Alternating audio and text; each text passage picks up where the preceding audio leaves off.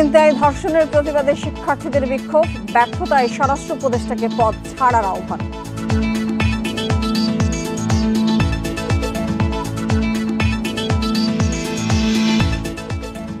সংসদে সংস্কারের একমাত্র জায়গা, মন্তব্য তারেক রহমানের। রাজনৈতিক স্থিতিশীলতা ছাড়া অস্থিরতা আরও বাড়ার শঙ্কা।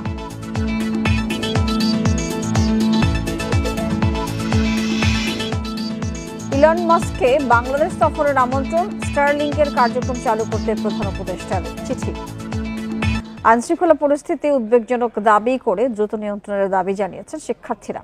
পরিস্থিতি সামাল দিতে না পারলে স্বরাষ্ট্র উপদেষ্টাকে দায়িত্ব ছাড়ারও আহ্বান জানান তারা। ছিনতাই, হামলা এবং ধর্ষণের প্রতিবাদে রোববার নিরাপত্তা আন্দোলন কর্মসূচি পালন করেন রাজধানীর কয়েকটি কলেজ এবং বেসরকারি বিশ্ববিদ্যালয়ের শিক্ষার্থীরা।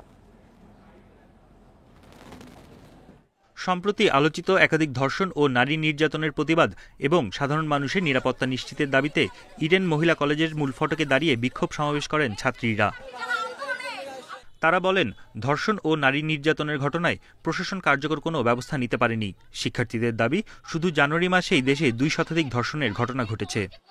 এই ধর্ষকদের যদি কোনো সুষ্ঠু বিচার না পায় তাহলে তারা রাস্তায় আবারও দাঁড়াতে বাধ্য হবে। তার অতি সত্বর আপনারা এটা স্টেপ নেন। যদি না নেন তাহলে এই যে স্বরাষ্ট্র উপদেষ্টা, এই যে আইন উপদেষ্টারা বসে আছেন, তাহলে এই যে চেয়ারে বসার তো কোনো মানে নাই। আইন শৃঙ্খলা পরিস্থিতি নিয়ন্ত্রণে প্রশাসনের ভূমিকা প্রশ্নবিদ্ধ দাবি করে দেশে দ্রুত গণতান্ত্রিক পরিবেশ তৈরির আহ্বান জানান তারা। এই অভ্যুত্থানের সামনের সারিতে রেখে নেতৃত্ব দিয়েছে সেই নারীরা আজকে ঘরের মধ্যেও সে নিরাপদ বোধ করছে না। যে রাষ্ট্র নারীর নিরাপত্তা নিশ্চিত করতে পারবে না, সেই রাষ্ট্র আমরা চাই না, এই রাষ্ট্রপ্রধানও আমরা চাই না। ছিনতাই, ডাকাতি ও সব ধরনের অরাজকতার বিরুদ্ধে প্রতিবাদ মিছিল করে সরকারি তিতুমির কলেজের শিক্ষার্থীরাও। 24 পরবর্তী সময়ে আমরা একটি নিরাপদ বাংলাদেশ চেয়েছিলাম, যেখানে রাজনৈতিক কিংবা অরাজনৈতিক কোনো ধরনের অনিরাপত্তা আমরা ভুগতে চাই না।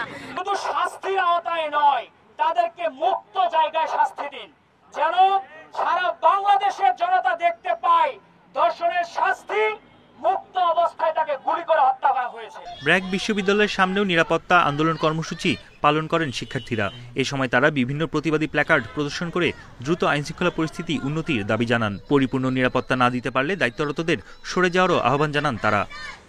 উনি যদি না পারেন, প্লিজ আপনি না পারলে আমাদের দেশকে আরো এরকম 2 দিনে 17টা থেকে 50টা ধর্ষণে নিয়ে যাবেন না।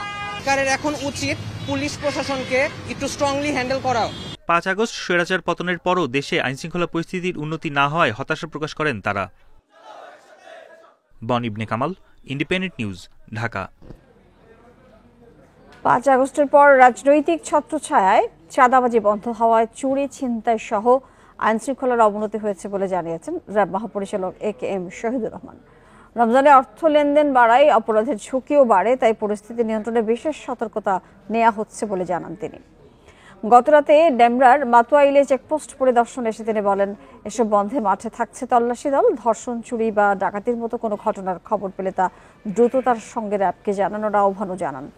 5 আগস্টের আগে যারা চাঁদাবাজিতে জড়িত ছিল তাদের আয়ের পথ বন্ধ থাকায় এখন তারা ডাকাতি, ছিনতাইয়ে জড়িয়েছে। আইনশৃঙ্খলা পরিস্থিতি স্বাভাবিক রাখতে পুলিশের পাশাপাশি র্যাবও নিরাপত্তা ব্যবস্থা জোরদার করছে বলে জানান AKM শহীদুর রহমান। 5 আগস্টের পূর্বে এরা হয়তো একটি রাজনৈতিক ছত্রছায়ায় থাকতো, সেই তাদের সাথে অন্য এই ধরনের চুরি, ডাকাতি, ছিনতাই ব্যতীত তারা হয়তো বিভিন্নভাবে অপ্রকাশ্যে যে চাঁদাবাজিগুলো করতো সেগুলি এখন নাই। এখন কোনো রাজনৈতিক ছত্রছায়ায় কেউ এই ধরনের কার্যক্রম পরিচালনা করতে পারতেছে না, এই জন্য হয়তো এরা এই ধরনের অপরাধমূলক কার্যকলাপের সাথে সম্পৃক্ত হচ্ছে। রাজনৈতিক স্থিতিশীলতা না থাকলে দেশে অস্থিরতা আরও বাড়বে বলে মন্তব্য করেছেন বিএনপির ভারপ্রাপ্ত চেয়ারম্যান তারেক রহমান। বিকেলে ঢাকা বার আইনজীবী ফোরামের 31 দফা নিয়ে প্রশিক্ষণ কর্মশালায় ভার্চুয়ালি যুক্ত হয়ে তিনি এই কথা বলেন। তারেক রহমান বলেন, সরকারের বিভিন্ন ব্যক্তিদের বক্তব্যে মনে হচ্ছে তারা নিজেদের লক্ষ্য থেকে দূরে সরে যাচ্ছেন। তাদের বক্তব্যে জনমনে দ্বিধার তৈরি হচ্ছে বলেও মনে করেন তিনি। বলেন, সংসদে সংস্কার বাস্তবায়নের একমাত্র জায়গা উল্লেখ করে বিএনপির ভারপ্রাপ্ত চেয়ারম্যান আরও বলেন, দেশ অস্থিতিশীল হলে অর্থনীতি সহ সব পেশা ক্ষতিগ্রস্ত হবে। সংসদকে কার্যকর করতে যত দেরি হবে অস্থিরতা ততই বাড়বে, আর দেশে অস্থিরতা বাড়লে কোনো সংস্কারই কাজে আসবে না। যখনই রাজনৈতিক অস্থিরতা থাকবে, রাজনৈতিক স্টেবিলিটি যদি আমরা এনশিওর করতে না পারি, তাহলে আমরা যে যত সংস্কারই ঘোষণা করি না কেন, যে যত নীতি গ্রহণ করি না কেন, কোনোটি সাকসেসফুল হবে না। রাজনীতি অস্থির হলে এটি এফেক্ট করবে অর্থনীতিতে, এবং অর্থনীতি এফেক্ট করবে সব কিছুকে। ডিসেম্বরে সংসদ নির্বাচন টার্গেট করে প্রস্তুতি নিচ্ছে নির্বাচন কমিশন। এর আগে যৌক্তিক সময়ে তফসিল ঘোষণা করা হবে। দুপুরে নির্বাচন কমিশন ভবনের সাংবাদিকদের এসব কথা জানান নির্বাচন কমিশনার মোহাম্মদ আনোয়ারুল ইসলাম সরকার। তফসিল ঘোষণার ক্ষেত্রে ইসি কারো মুখাপেক্ষী হবে না বলেও জানান তিনি। ছাত্র জনতার অভ্যুত্থানে শেখ হাসিনা সরকারের পতনের পর অধ্যাপক মোহাম্মদ ইউনূসের নেতৃত্বে দায়িত্ব নেয় অন্তর্বর্তী সরকার। অল্প সংস্কার চাইলে এ বছরের ডিসেম্বরে ভোট, আর বেশি সংস্কার চাইলে 2026 সালের জুনের মধ্যে নির্বাচন সম্ভব, জানান প্রধান উপদেষ্টা। তবে দ্রুত জাতীয় নির্বাচনের তাগিদ দিয়ে আসছে বিভিন্ন রাজনৈতিক দল। এরই মধ্যে প্রস্তুতিও শুরু করেছে নির্বাচন কমিশন। সাধারণত 40 থেকে 55 দিন হাতে রেখে জাতীয় নির্বাচনের তফসিল ঘোষণা করা হয়। এ বছরের ডিসেম্বর টার্গেট করেই তফসিল দেওয়ার কথা বলছে ইসি। রাজনৈতিক দল তাদের মতো করে কথা বলছে, আমরাও শুনছি।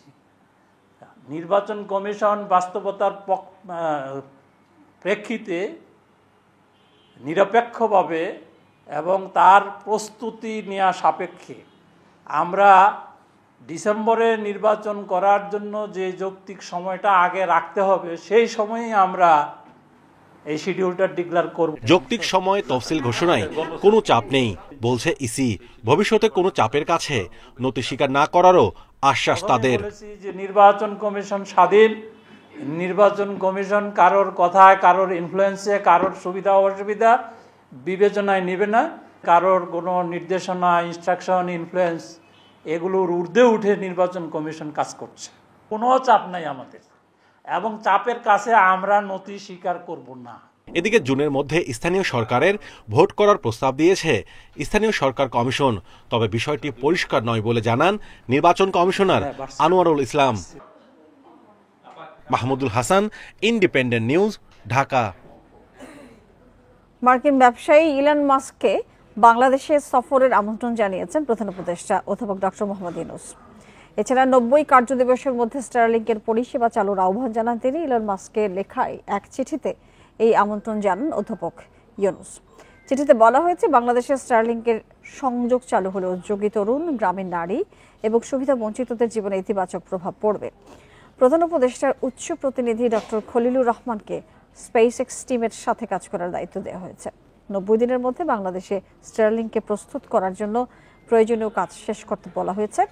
এছাড়া চিঠিতে উন্নত ভবিষ্যতের জন্য দুই দেশ একসঙ্গে কাজ করার প্রত্যয় জানান প্রধান উপদেষ্টা। গত 13 ফেব্রুয়ারি মার্কিন প্রেসিডেন্ট ডোনাল্ড ট্রাম্পের ঘনিষ্ঠ সহযোগী ইলন মাস্কের সঙ্গে টেলিফোনে কথা বলেন doctor Mohammad Yunus. Zia charitable trust দুর্নীতির মামলায় বিএনপির চেয়ারপারসন খালেদা জিয়াকে হাইকোর্টে দেয়া খালাসের রায়ের বিরুদ্ধে রাষ্ট্রপক্ষ ও দুদকের করা আবেদনের শুনানি 2 মার্চ। সকালে আপিল বিভাগের জ্যেষ্ঠ বিচারপতি আশফাকুল ইসলামের নেতৃত্বে 3 বিচারপতির আপিল বেঞ্চ শুনানির জন্য এই দিন ঠিক করেছেন। রাষ্ট্রপক্ষের আবেদনের সাথে যুক্ত করে শুনানির জন্য আজ সময় চান দুদকের সিনিয়র আইনজীবী আসিফ হাসান। পরে আগামী রোববার শুনানির দিন নির্ধারণ করা হয়। জিয়া চ্যারিটেবল ট্রাস্ট মামলায় 2018 সালে খালেদা জিয়াকে 7 বছরের কারাদণ্ড এবং 10 লাখ টাকা অর্থদণ্ড দেয় বিচারিক আদালত। রায়ের বিরুদ্ধে একই বছরের 18 নভেম্বর হাইকোর্টে আপিল করেন খালেদা জিয়া। গত 5 আগস্ট ছাত্র জনতার অভ্যুত্থানে আওয়ামী লীগ সরকারের পতনের পর 6 আগস্ট জিয়া চ্যারিটেবল ট্রাস্ট এবং জিয়া অরফানেজ ট্রাস্ট মামলার দণ্ড মওকুফ করে খালেদা জিয়াকে মুক্তি দেওয়া হয়।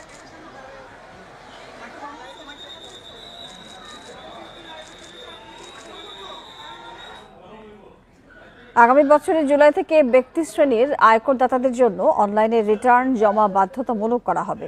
সেই লক্ষ্যে এনবিআর কাজ করছে বলে জানিয়েছেন সংস্থার চেয়ারম্যান। রোববার রাজধানীর রাজস্ব ভবনে ইম্পোর্ট এক্সপোর্ট হাব এবং কাস্টমস স্ট্র্যাটেজিক প্ল্যানের উদ্বোধনী অনুষ্ঠানে তিনি এসব কথা বলেন। এ সময় দেশের 9টি প্রতিষ্ঠানকে অথরাইজড ইকোনমিক অপারেটর সনদ দেয় এনবিআর। আমদানি রপ্তানি বাণিজ্যে সনাতনী ব্যবস্থার কারণে পিছিয়ে পড়ছে বাংলাদেশ। অনেক ক্ষেত্রে বেড়েছে শুল্ক ফাঁকি। এমন পরিস্থিতিতে অটোমেশনের বিকল্প নেই বলে মনে করেন বিশ্লেষকরা।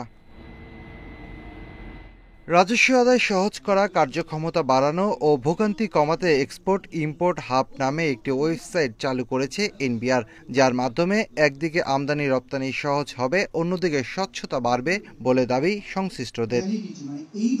অনুষ্ঠানে বিডা চেয়ারম্যান বলেন, কোনো পণ্য বিদেশে রপ্তানি করতে দীর্ঘ সময় লাগে, ফলে অনেক বিদেশি বিনিয়োগকারী বাংলাদেশে বিনিয়োগ করতে চান না। অলরেডি কিন্তু আমরা কিছু পজিটিভ সাইন ইকোনমিতে দেখতে পাচ্ছি, যেরকম আমি স্ট্যাটিস্টিক্যালি যদি বলি, কারণ অনেক সময় অনেকে আমরা বলি যে দ্রব্যমূল্যের ঊর্ধ্বগতিতে কিছু সমস্যা হচ্ছে, এখানে এই সমস্যা হচ্ছে। আমরা স্ট্যাটিস্টিক্স দেখি, আমরা প্রিয় ডেটা যদি চেক করি, জুলাই থেকে ডিসেম্বর মাসে টোটাল এক্সপোর্টের নাম্বারটা বেড়েছে 13%। শতকরা 13% এক্সপোর্ট বাংলাদেশে বেড়েছে। এ সময় এনবিআর চেয়ারম্যান বলেন, পুরনো ব্যবসায়ীরা দেশের বন্দরগুলোতে অনেক কিছু নিয়ন্ত্রণ করে, নতুন কাউকে সুযোগ দিতে চান না বলেও অভিযোগ আছে। এ সময় অনলাইন রিটার্ন জমা দেওয়ার সমস্যাগুলো যাচাই বাছাই করে তা দ্রুত সমাধানের আশ্বাস দেন এনবিআর চেয়ারম্যান। অনলাইন রিটার্ন সাবমিশনে আপনাদের কি কি সমস্যা হয়েছে, এই সমস্যাগুলো শোনার জন্য একদিন একটা সেমিনার করব। সেই প্রবলেমগুলো আমরা শুনবো এবং সেই প্রবলেমগুলো অ্যাড্রেস করব, যাতে আগামী বছর 1 জুলাই থেকে আমরা আমাদের অনলাইন রিটার্নকে পুরোপুরি কম্পালসারি করে দিতে পারি। অনুষ্ঠানে আমদানি রপ্তানি ব্যবস্থা আরও সহজ করতে অথরাইজ ইকোনমিক অপারেটর AEO পদ্ধতি উদ্বোধন করা হয়। এ সময় 9টি প্রতিষ্ঠানকে অথরাইজ ইকোনমিক অপারেটর সনদ দেয় জাতীয় রাজস্ব board. Shafil Alam Sujan, Independent News, Dhaka. S Alam গ্রুপের কর্ণধার সাইফুল আলম এবং তার পরিবারের সদস্যদের নামে থাকা 8,133 কোটি 56,72,000 টাকা মূল্যের শেয়ার জব্দের আদেশ দিয়েছে আদালত।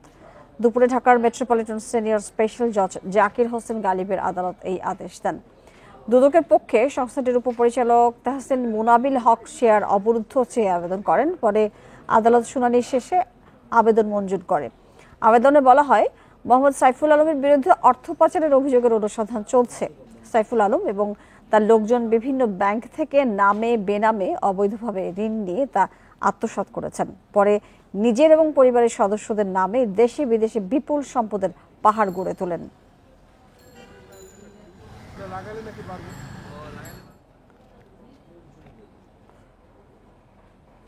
সুষ্ঠু ও উৎসবমুখর পরিবেশে নির্বাচন আয়োজনে স্থানীয় প্রশাসন, আইনশৃঙ্খলা বাহিনী সহ সংশ্লিষ্ট সবাইকে যথাযথ দায়িত্ব পালনের নির্দেশনা দিয়েছেন প্রধান নির্বাচন commissioner AMM Nasir Uddin.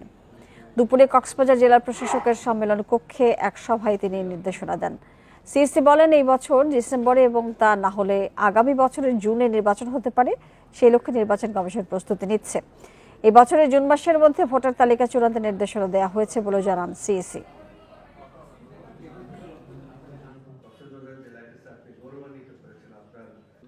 December আমরা সেইভাবে প্রস্তুতি নিচ্ছিলাম। স্থানীয় হোক আর জাতীয় হোক, ভোটার লিস্ট তো মাস্ট লাগবে না, একটা সঠিক ভোটার লিস্ট না। এই ভোটার লিস্টে আমরা পারফেক্ট একটা ভোটার লিস্ট করার চেষ্টা করছি। আর আমরা প্ল্যান করেছি আগামী জুন মাস নাগাদ আমরা এই শেষ ভোটার তালিকাটা হালনাগাদ করতে পারবো। পুলিশের 4 ডিআইজিকে বাধ্যতামূলক অবসরে পাঠানো হয়েছে। রোববার স্বরাষ্ট্র মন্ত্রণালয়ের জননিরাপত্তা বিভাগ থেকে এই সংক্রান্ত প্রজ্ঞাপন জারি করা হয়েছে।